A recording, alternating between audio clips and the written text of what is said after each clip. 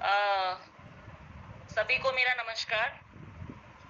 Today we have a woman of great passion and love with us, Renu ma'am, who is the owner, founder, director, all-in-one of Samadhana NGO, and she is an epitome of selfless love. She helps everyone without any selfish motive, and we are really inspired by her.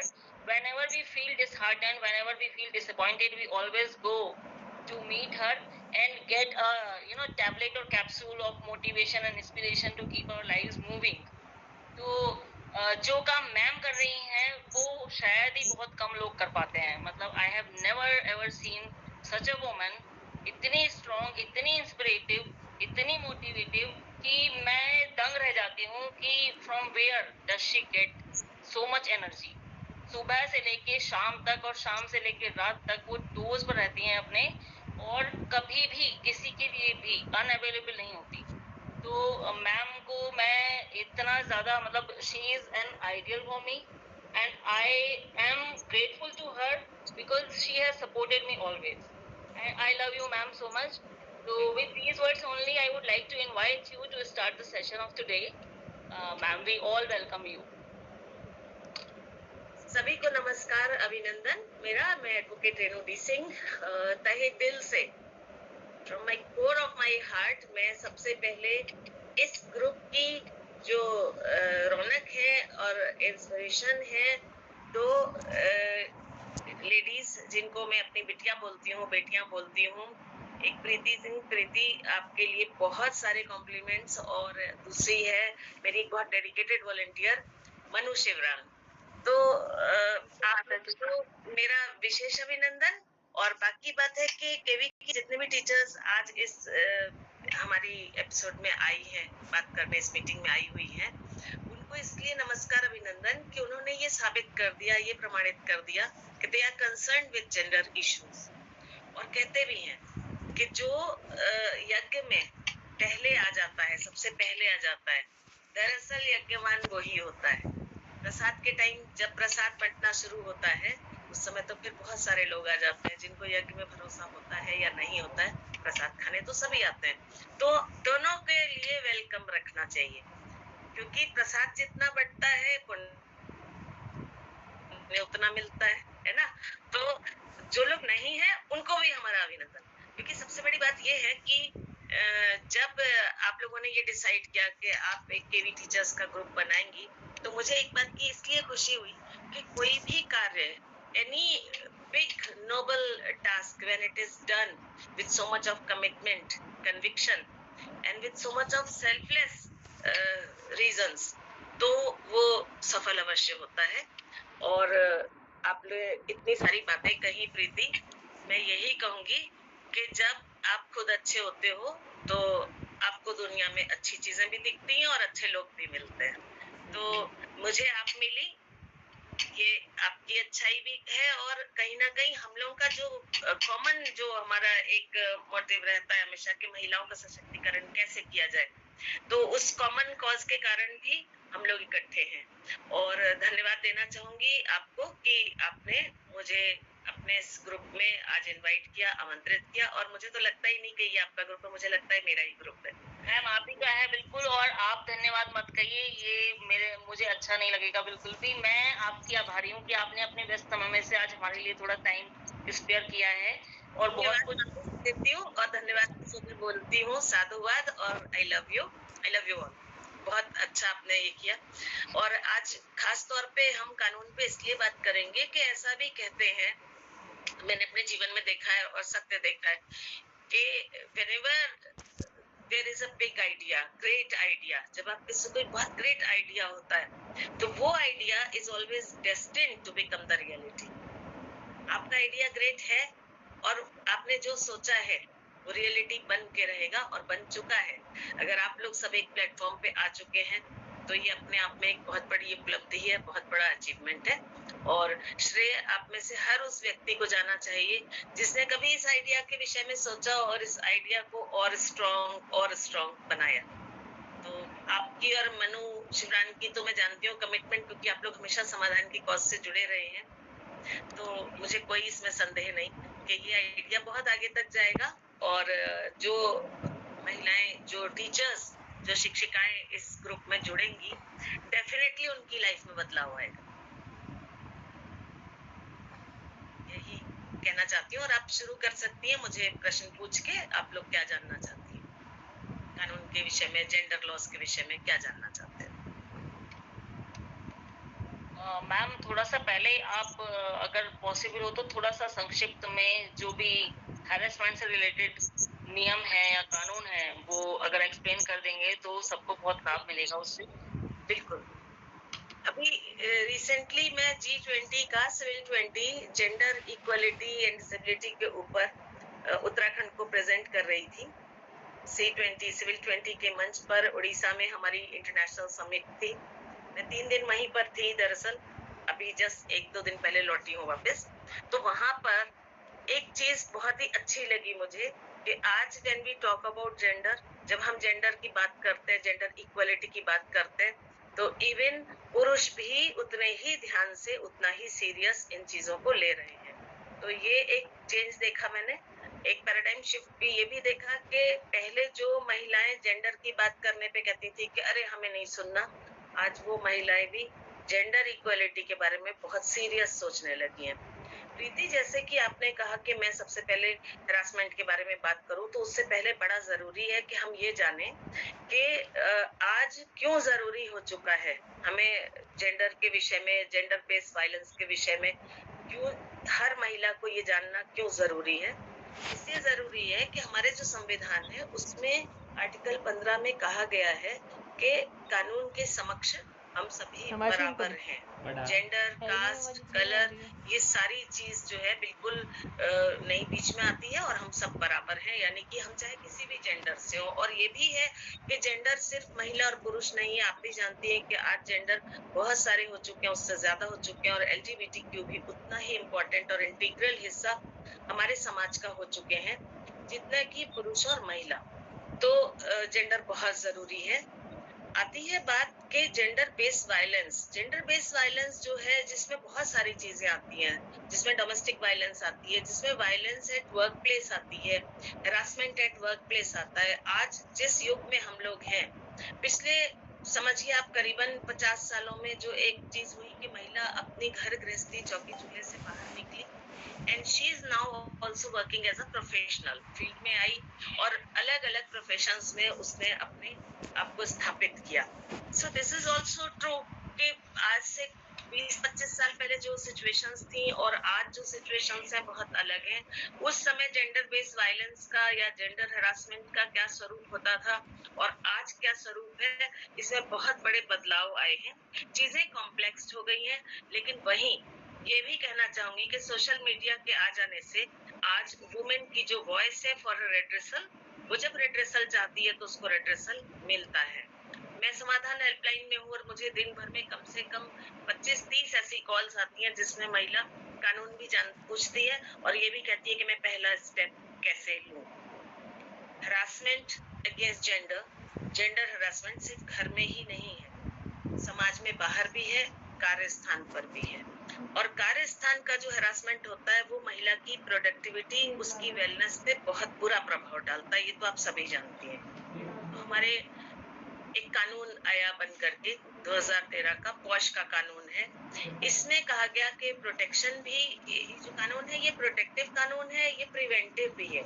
इसमें कहा गया कि महिला का या पुरुष का या किसी भी जेंडर का कार्यस्थान पे यदि हरासमेंट होता है, वो होता है या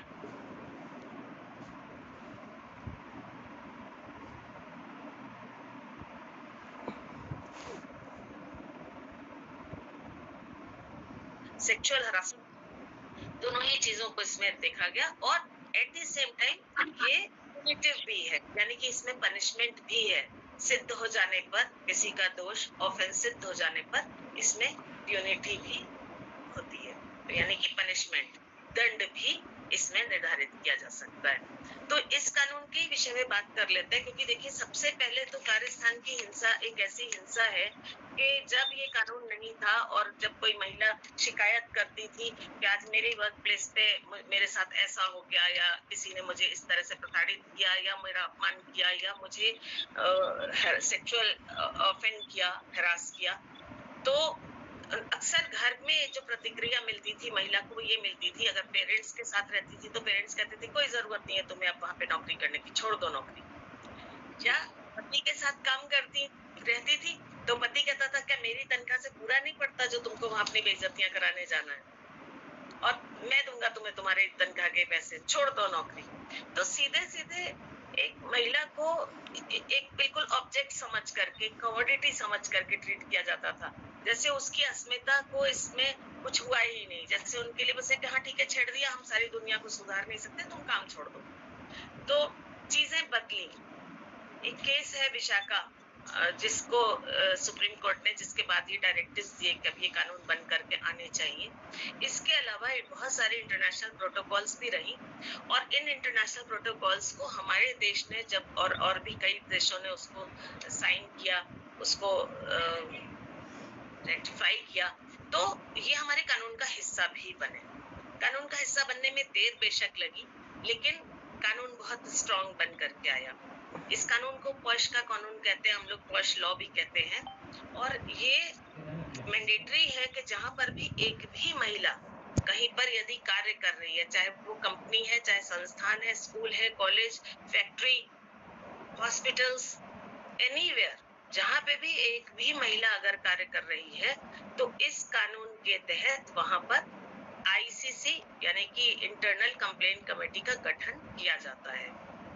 इस कानून का एक उद्देश्य ये भी है कि जहां पे महिला कार्य करती है और जब उसके साथ में किसी तरह का कोई ऑफेंस हो जाता है जो सीधे सीधे जेंडर से जोड़ के देखा जाता है, तो ऐसी स्थिति में वो नौकरी करते करते उसके लिए पुलिस और थाने और कोर्ट और कचहरी दौड़ना संभव नहीं होता, क्योंकि वो अपना काम भी करना है, उसको अपनी नौकरी, अपनी जीविका भी चलानी है। तो ये व्यवहारिक भी नहीं है, प्रैक्टिकल भी नहीं है कि वो बार बार पुलिस स्टेशन के चक्कर काटे या वो कोर्ट के चक्कर काटे। तो इस कानून ने एक ऐसा इंफ्रास्ट्रक्चर डेवलप करके दिया जहां पर अपनी ग्रीवेंस को महिला अपने इंस्टीट्यूट, अपने जहां पे भी वो कार्यस्थान है, वहीं पर रह करके इसका रेड्रेसल ले सकती है। इस पॉश कानून की क्या क्या विशेषताएं आपको वो बताना चाहती हूँ। सबसे पहले तो इसको बहुत आसान रखा गया है, क्योंकि 3 चरण में आप अपना रेड्रेसल लेते हैं। सबसे पहला चरण है कि आप खुद कॉग्नाइज कीजिए। कॉग्निजेंस लेना बड़ा जरूरी है। जैसे कई महिलाएं इसको सीधे सीधे अपनी इज्जत से जोड़ के देखती है कि अगर उन्होंने किसी से ये बताया, वो वर्कर्स को बताया कि उनके साथ छेड़छाड़ हो रही है किसी अन्य सहकर्मी के द्वारा या सीनियर व्यक्ति के द्वारा या सबऑर्डिनेट के द्वारा छेड़छाड़ी हो रही है, तो वो आपस में डिस्कस करने से घबराती हैं और सेल्फ कॉग्निजेंस नहीं लेती, यानी कि वो खुद इसको इग्नोर करती रहती है, टालती रहती है जब तक कि सिचुएशन बहुत बड़ी ना हो जाए। तो सबसे पहली जरूरत है इस बात को समझने की कि जब कोई एडवांसेस कर रहा है, हमेशा अपराध होने के पहले प्रीलूड्स होते हैं, बहुत सारे रेड फ्लैग्स होते हैं। उन रेड फ्लैग्स को पहचानिए। रेड फ्लैग से कहने का मतलब है कि अपराध तो बाद में होता है, पहले अपराधी थोड़ा थोड़ा रिंग करके देखता है, टच करके देखता है, पिंग करके देखता है, वो थोड़ा सा ऐसे नॉक करके देखता है कि आपका क्या रिएक्शन है। अगर वो देखता है कि आप जागरूक हैं और आप वॉइस उठा सकते हैं, यू हैव अ वॉइस, अपराधी तुरंत बैकआउट कर जाता है, क्योंकि हर अपराधी को पकड़े जाने का भय, उसकी साइकोलॉजी, उसके मनोविज्ञान में ये रहता है कि वो पकड़ा नहीं जाना चाहिए, क्योंकि हर अपराधी को बाहर तो बहुत शरीफ बन के रहना है, घर में भी बहुत शरीफ बन के रहते हैं। ये वहीं पर अपना अपराध का चेहरा दिखाते हैं जहां पर इन्हें पता है कि उनके अपराध को छुपाने के लिए उनकी शिकार स्वयं उनकी सहायता करेगी। तो सबसे पहली बात ये है कि आप लोग महिला होने के नाते खुद स्वयं तो इस चीजों को समझे ही, साथ ही साथ आप अपने साथ कार्य करने वाली महिलाओं के साथ एक बहुत ही स्वस्थ संवाद अवश्य इन विषयों पे किया करें। ये विषय ऐसे विषय नहीं है जिनको टैबू करके देखा जाए। हम और आप घर से बाहर निकलते हैं तो इसका मतलब ये बिल्कुल नहीं है कि कोई भी इंसान आके हमारी डिग्निटी के साथ छेड़छाड़ करे। हमारी ह्यूमन डिग्निटी है। ह्यूमन डिग्निटी का मतलब ये भी नहीं है कि हम छुई मुई हो जाएं या हम झूठे इल्जाम लगाने लगे किसी पे, ऐसा नहीं है। हर महिला बहुत संवेदनशील होती है और उसको बहुत अच्छी तरह से पता होता है कि कब कोई बात स्वस्थ इरादे से कही गई है या करी गई है, या कब उसके पीछे एक इरादा है, कब उसके पीछे एक घटी, एक घिनौनी मानसिकता दिख रही है। तो ये बड़ा आवश्यक है कि आप कॉग्नाइजेंस लें। तो ये हो गया पहला स्टेप। सेकंड स्टेप होता है रिपोर्टिंग। आपको जब पता चल गया कि ये व्यक्ति या ये व्यक्तियों का समूह भी हो सकता है, आपके डिग्निटी के साथ में लगातार छेड़छाड़ कर रहे हैं, आपकी फेमिनिटी को चैलेंज कर रहे हैं, आप एक खास जेंडर से हो इस वजह से प्रताड़ित कर रहे हैं, और जिसके कारण कार्यस्थान पर आप असहज, कानून में लिखा है any kind of discomfort at work place cause हो रहा है। आपको दिख रहा है कि आप या तो आप बहुत डिप्रेस फील कर रही हैं, या आप बहुत ज्यादा घबराई हुई, या आप बहुत ज्यादा विड्रॉ सी हो रही हैं और इनसिक्योर्ड फील कर रही हैं। ये सारी चीजें डिस्कम्फर्ट को लीड करती है। तो ऐसी स्थिति में आपके लिए ये बहुत जरूरी है कि आप रिपोर्टिंग के महत्व को समझें।